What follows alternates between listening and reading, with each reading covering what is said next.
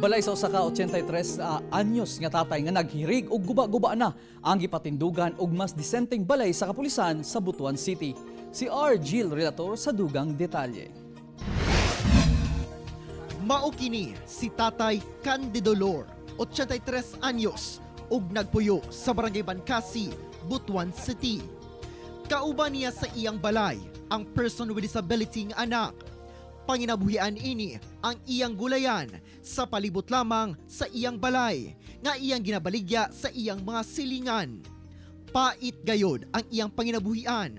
Gani ginatunulan kini usahay og pagkaon sa iyang mga silingan. Piot ang pasulod sa iyang balay nga muagi pa sa lisod ug danlog nga hagdanan. Ang balay niini nagtahirig na ug halos matumba na kung adunay kusog nga ulan ug hangin. Tungod niini, napili sa Butuan City Police Office nga ayuhon ang balay ni Tatay Candido sa tabang na usab sa Butuan City Police Office Station 3. Ubos kang Police Captain Emerson Alipit, ang ilang station commander. Salamat po sa balay ka. Ilang taong itabang sa ako. Bukod pa lang daw sa akong tawgalingon mo na. Salamat po ito. Nagtinabangay ang mga pulis nga ayuhon ang balay ni Tatay Candido.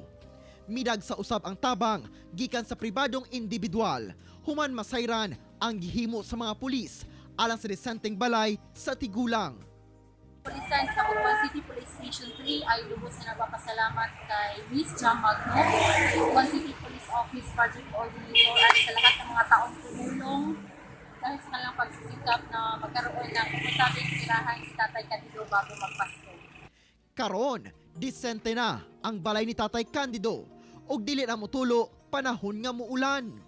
Nagpasalamat usab ang kapulisan sa kahigayunan nga makatabang sa susama ni Tatay Candido nga labing nanginahanglan. Una ang Pasko.